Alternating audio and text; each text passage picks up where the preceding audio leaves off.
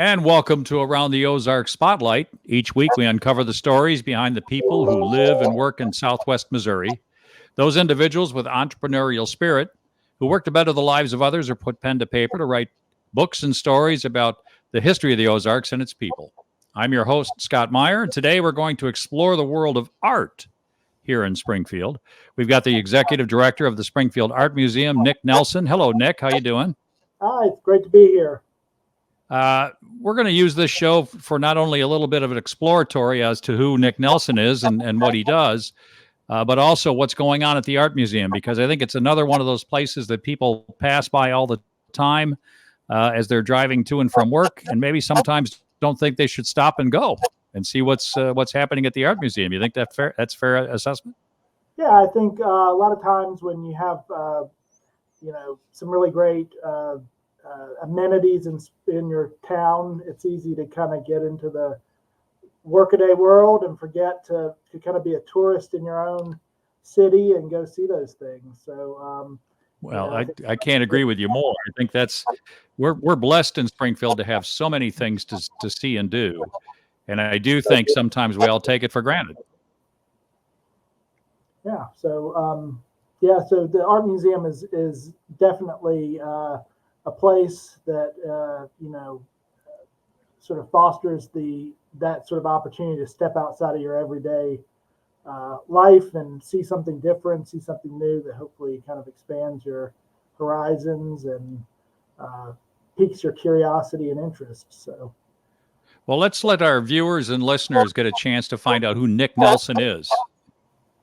Who is Nick? Who's Nick now? Where are you from?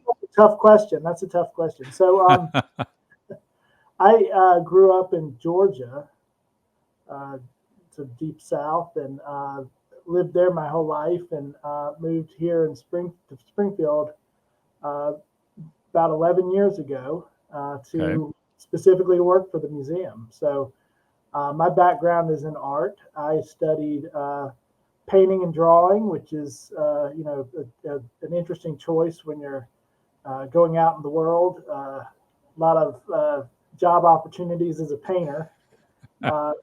House painter maybe, but not necessarily art. Right. Well, the difference between a house painter and painting on a picture painting. House painters, you have to be very careful to have everything sort of even and crisp, whereas you have to be in the lines. You just kind of paint it all over the place. I had a really interesting conversation. I used to paint murals, and I had an interesting conversation with a guy who was a house painter. He came by and watched me paint the mural, and he said, I've worked my whole career to figure out how to put a layer of paint down on a wall as smoothly and as carefully as possible, and you're just up there just throwing the paint around. Just painting away. All right, so you were born and raised in Georgia, near Atlanta. I don't know any place else in Georgia. What? Well, Georgia is you're either in Atlanta or you're outside of Atlanta. Those are the two states. But yeah, I grew up in West Georgia, so about 45 minutes west of Atlanta, and it was fairly rural community. Everything outside of the metro area. Of course, today it's part of Metro Atlanta because Atlanta keeps expanding and expanding. Sure. And so, I grew up. We did. It was a pretty small town, and we didn't have a lot of opportunities to see art or see, original works of art or meet artists or anything like that. My father had a big one of those big thick art history books that I used to look at, and of course, Encyclopedia Britannica. So we have a museum in our town, so you have to go to Atlanta to see original art. And so, but I had always had an interest in it, and I was always encouraged, drawing and sketching and making artworks. And so, when I got old enough to go out on the world, it was a talent that I had, and I believe that you should pursue your talents that you're given, and that was something that meant a lot to me. So I, decided that's what I would pursue. So I went to school with the idea that I was going to paint portraits. Mm-hmm. Now I'm a museum director, so it's been kind of a gratuitous sort of path. But I got into, I started studying painting and drawing. I think I took figure drawing classes and things like that, and was really interested in portraiture. And I remember as one of the things that you could do as a college student, you could help chaperone field trips for the local high school or different schools when they went to different museums, because you could get in free to the museums, right? And so I volunteered to chaperone a bunch of high school students, and after that decided I was never going to teach. That was off the table because they were so much for me. But then as I got further along my studies and then went to graduate school, I really got interested in teaching and education. And so I was working as in graduate school as a grad assistant, but I was also teaching classes at the university. I was taking on adjunct sort of teaching roles, teaching art appreciation and drawing and painting and design and things like that. And I just kind of fell in love with the whole art, teaching people about art. At the same time, I became really interested in making art that connected to communities. So, I became part of this artist group, and we would do art shows in sort of non-traditional places. So we would go to the county fair and set up an art exhibition, or we had one yearly that we did in this managed pine forest in Stillmore, Georgia. And Stillmore, Georgia is probably, I think there are like 5 people that live there. Hopefully nobody from Stillmore is listening. It's a very small community. And so down there, you have these managed pine forests. They're basically pine tree farms. And so you have these rows and rows of pine trees that are just kind of in the grid.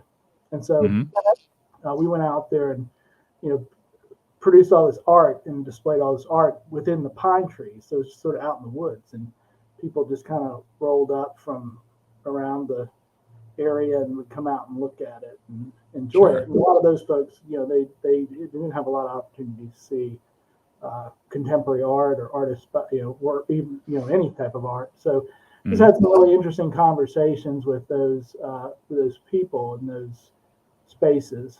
And it got me really interested in this idea of how art education can kind of move outside of the classroom, out into the public space. And about that time, I was also working for the university. I'd graduated and they hired me to teach. So I was teaching design classes, but I was also running their gallery, and I was running a festival that they do. They had this big festival called Arts Fest, and we had 2 stages where we had performances. We had everything from, bluegrass bands to little kids that did karate. I mean, it was really a lot of fun.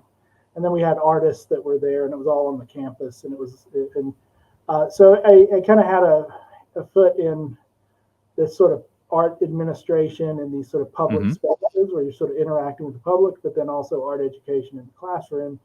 And had the opportunity to move to Albany, Georgia, to take on a role as curator of education at the museum there.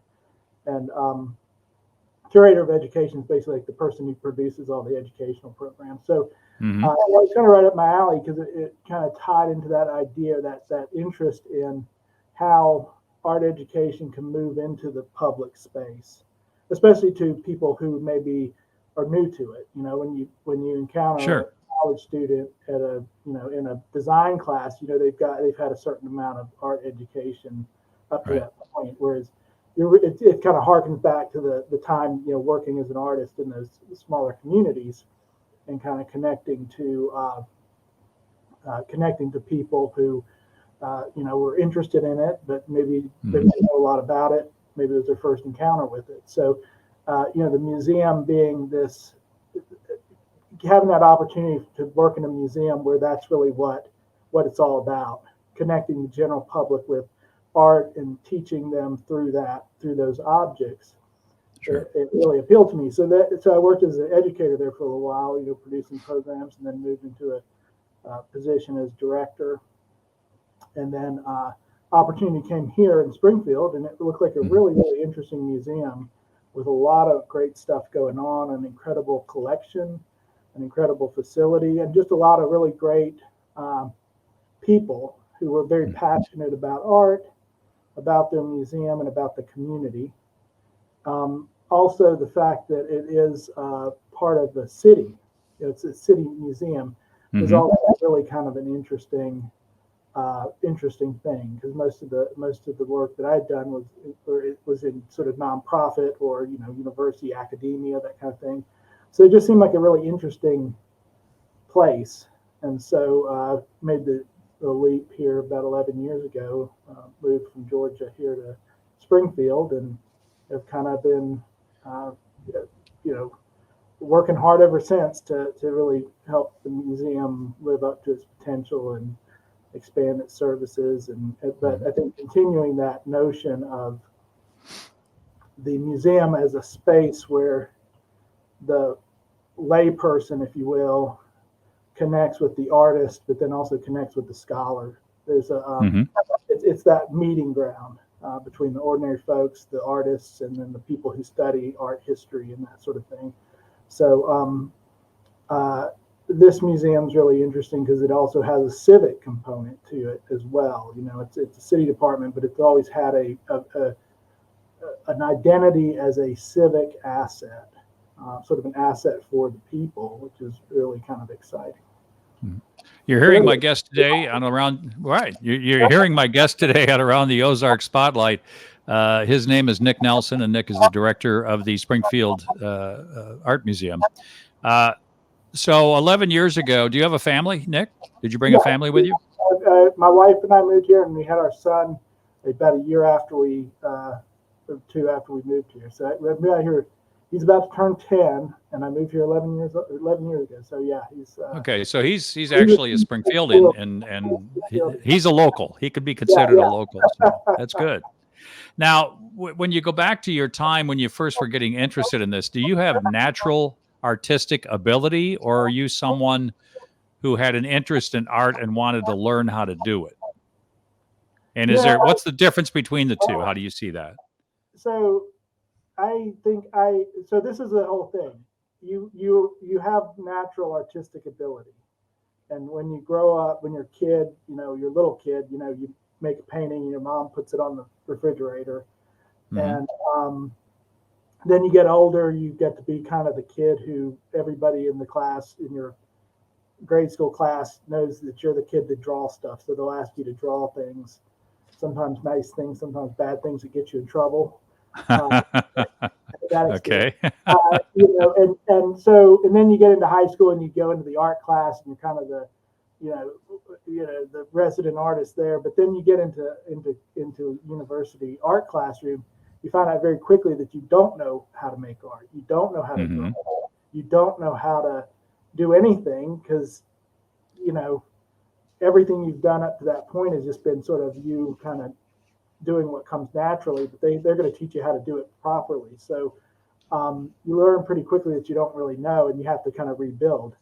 I think my first drawing class, I got in there, my balloon got burst pretty quick, because you go in there, and so is a figure drawing class. So you got to draw from a live model, and you sit in there, and they say, okay, well, we're going to do what are called gesture studies. So the person moves every 5 seconds, and you've got to draw them in 5 seconds.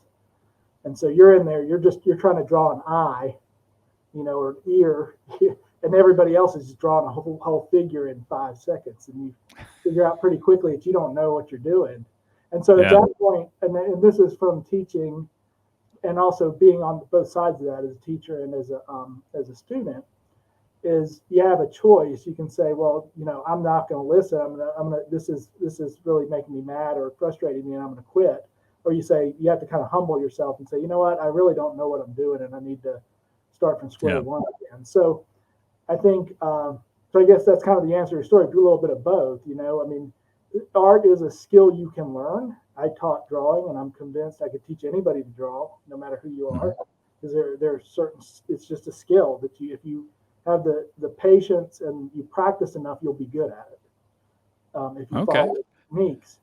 But Well, I that's think it fair. takes a certain mindset to stick to it and to have the passion to make it your own, which is Mhm. sort of comes from within, I guess. We'll be back in a moment to hear more from my guest today, Nick Nelson, and the Springfield Art Museum. I'm your host, Scott Meier, back right after these messages. Hey, everybody, it's Ethan and Sarah Forhetz from your favorite podcast, Around the Ozarks in 5. I'm sure you've been wondering, how can I get even more amazing stories, events, and witty banter to start my day? Well, look no further. Here we are. Sign up for our daily newsletter. You'll have what's going on around the Ozarks right at your fingertips each weekday morning. Yeah, just go to aroundtheozarks.com, click on the newsletter tab to sign up. Thanks for listening to Around the Ozarks in 5. We hope to see you in your inbox soon. And welcome back to the second half of today's Around the Ozarks Spotlight. I'm your host, Scott Meier. With me is Nick Nelson. Nick is the director of the Springfield Art Museum. Nick, I moved to Springfield in 2016. And I recall, I think it was either right after I got here or just before I got here, there had been a theft at the museum. I think they had, I'm trying to remember, was it Andy Warhol stuff? Was it some Andy Warhol work? We had some Andy Warhol prints, Okay. some by Andy Warhol that were unfortunately. So they were prints, but they were still quite valuable. Correct? Yeah. Did whatever happened with that? Well, this was kind of passed on to the FBI, so they're investigating it. So I don't know of any changes. So that's still out there. That whatever that was, that's still out there. I really don't know. I mean, I haven't been updated on it, so I'm not a art theft investigator or member of the FBI. So Sure. I'm sure there's. But it didn't happen. It didn't happen on your watch. Yes, it did actually. It did. Okay. All right. Well, let's hopefully they at some point find out who, what, when, and where. I would guess they must try to sell them. Yeah, I mean, I don't know a lot about sort of the market for stolen goods. I mean, I'm not in that world. I think it's called eBay. I think it's called eBay. But anyway, so one of the questions I had, because you raised it earlier, and I find it fascinating. Where it's not a nonprofit. This art museum is not a nonprofit. It is a tax subsidized, I guess, for lack of a better word, a facility. How do you find that different from working either with a board? Do you still work with a board even though it's a city facility? Yeah, we work with the board. So we have a city appointed board that administers it's an administrative board. So it has certain authorities and powers under city charter. And so I think the big difference is these are the people that are on the board are basically the as I see it, the representatives of the taxpayer in the city. Okay. The requirements of the board service are you have to have lived in the city for 2 years, and that's it. Mm-hmm. And you can apply for the board to be on the board, and the city manager appoints the board. And okay. Board members serve up to 2 3-year terms, and so they really are the representatives of the people. And me, my staff, we're kind of stewards of this collection that belongs to the people, right? Okay. And so that's a little different than a typical nonprofit board, which are usually fundraising boards. So like if you join a nonprofit board, basically your job is to raise money. There's this whole give, get, or get off. It's sort of you either give the money, you go get the money, or you don't need to be on that board. Our art museum board is not a fundraising board. I mean, its job is to oversee the operations on behalf of the citizens. And so that's very different than your typical nonprofit board. The other thing that's really interesting, because a lot of things like HR and finance and even legal are managed by the city. A lot of times on nonprofit boards, you have a treasurer, you have you always want to have a lawyer, and you want to have different people serving these roles. A lot of that's taken care of through city services. So I think the board is really very much, citizens who are interested in their museum. And so these are not, you don't have to be an artist either. We have educators, we have attorneys, we have people from all sort of walks of life who are serving on that board. We've made a real concerted effort to make sure we have representation from every council zone on that board. So when we're picking board members, we're trying to find board members, we're recruiting from, all 4 zones to make sure that everybody in the city is sort of represented on that board. So so it's a little different, and I think the focus is a little different too. I mean, in that, all nonprofits, all museums are very much concerned about the communities and are organizations that are involved in this sort of in the civic life, I guess you could say. But I think this museum more so. So we're, the concerns of the city are the concerns of the art museum. And a lot of what we think about or try to do involves things like, tourism, economic development, trying to make the community as attractive as possible, trying to drive cultural tourism. And those are kind of the things that we're really interested in, the comprehensive plan for the city and how do we fit into it. So it's just a little different in that it's more, maybe a little more involved in civic life, I guess, than your typical museum, maybe. What are some of the changes that have happened, Nick, since you came 11 years ago? And where are you going? What's next? Well, I think the thing that the museum has really focused on the last 10 years has been really marketing and PR, trying to get us out there, get our get people to use it, get people to see the value in the organization. So we've been really trying to grow our audience, focusing a lot on marketing. We hired our first marketing professionals. We're also looking at how we diversify our revenue streams. When I got to the museum, we're about 93% of our revenue came from property tax, and we're over time we've grown our other revenue streams, either earned revenue or donated revenue, up to 15%. So we continue to work on diversifying our revenue streams, and so just so that we can make sure we have a strong organization into the future. We've really focused on expanding our exhibition programs, and I'm really proud of some of the shows that we've been able to bring to Springfield. These include exhibitions from other museums around the country, including a show that we did with the National Portrait Gallery in DC. Unfortunately, that show happened right at the pandemic. Sure. So it wasn't very well attended because we were shut down most of the time.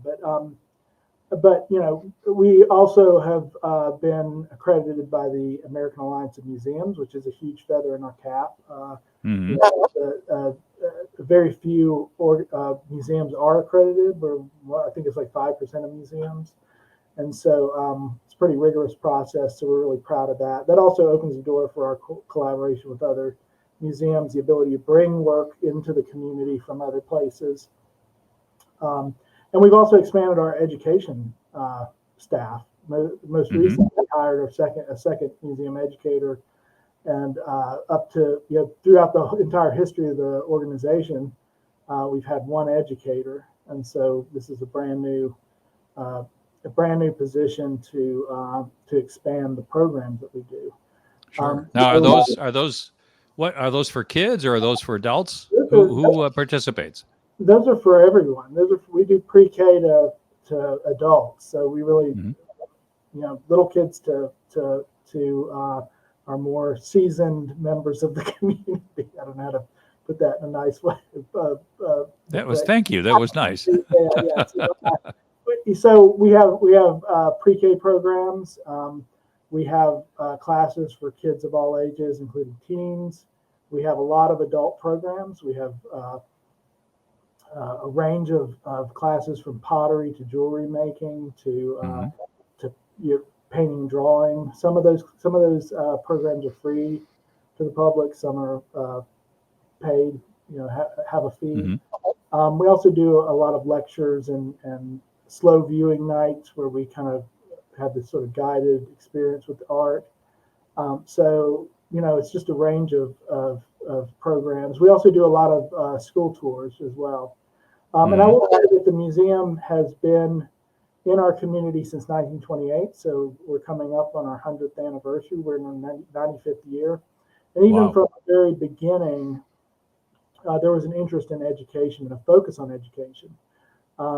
Since the 1930s, we've been showing school kids artwork by school kids in the museum. We have the Springfield All School exhibition. That's schools, kids from SPS, some of the parochial schools and homeschool cooperatives. They all show in the museum. It's hugely popular. We have like 2,500 people or something come in over the weekend to see that show. It's actually a very popular show, and that show's been going on since the 1930s. We do fifth grade field trips where every fifth grader from Springfield public schools comes to the museum. We also have some from surrounding rural schools, and that program's been going on since the 1940s. So we have a long history, multi-generational history of educating our community and producing educational programs. So that's something we're very proud of, especially the All School show, because normally when you go to an art museum and you see an exhibition of children's art, it's generally relegated to the basement of the education wing, but we put it in our main gallery. So, but also if you come to the art museum, you'll also see things that are going to be engaging for grown-ups too. And, so I think we try to get everybody if we can. Because we're the only museum of our type in southern Missouri, we have to serve both people who've never been to a museum, maybe never seen an original work of art, Sure. Little kids, toddlers, to people with PhDs in art history, or artists, people who are well versed. So it's a little bit of a challenge, but we try to balance it through the variety of programs and exhibitions. Nick, do you ever get a chance? Do you ever get a chance to share with Crystal Bridges at all, or is that not done in that business? Well, we haven't lately. We did have some works that we loaned to them a while back, and this was several years ago. They were doing sort of a showcase of regional museums, and so we had some work that we had sent down there, and I think there are a lot of opportunities in the future, especially as we continue to grow, to continue to reach out to other museums in our region and build. What's the best way? What's the best way for people to find out what's going on now, currently at the museum, and or if you want to bring a family, what does that look like? Go to our website, sgfmuseum.org. If you're on social media, like our Facebook page, follow our Facebook page.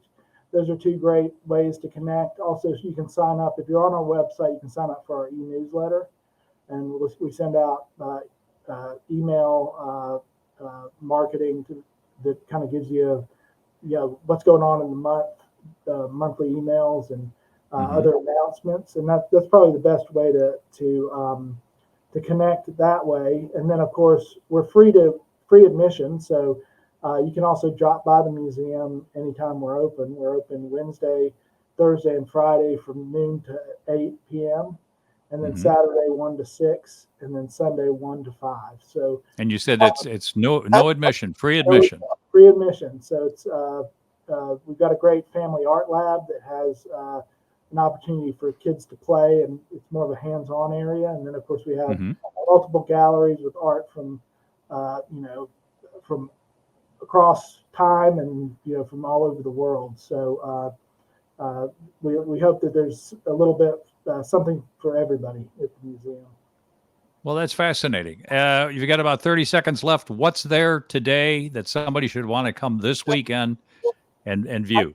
We have three great exhibitions. One is a show called Tradition Interrupted, which is an exhibition of international artists that are taking traditional crafts and art forms from their home and interpreting them through contemporary art.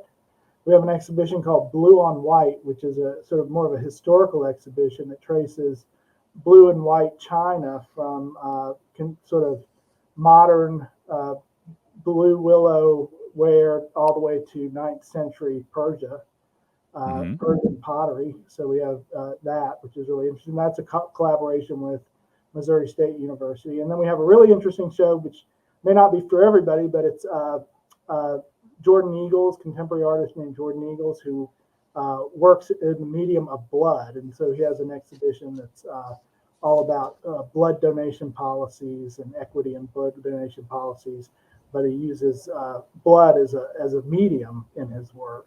And then, of course, we have our... Interesting. Yeah, if you don't like, if you're squeamish about blood, probably not a good fit. But it's really, really interesting work and very contemporary. And then, of course, we have our permanent collection up, which is primarily American art from about 19th century through the 21st century. So I want to thank my guest today, Nick Nelson. Nick, the director of the Springfield Art Museum, for appearing on Around the Ozarks Spotlight. Also, my producers, Taylor Worley and Jay Stevens, as well as all of you for joining us today. If you happen to miss all or part of today's program, you can find it in its entirety on the MidwestFamilySpringfield.com website, the AroundTheOzarks.com site, or our new app for ATO, which can be found in Apple apps or Android apps, where you can also hear and view today's show as well as all the earlier shows this year and last. I'm Scott Meier, and remember, every day is a gift. Have a great day.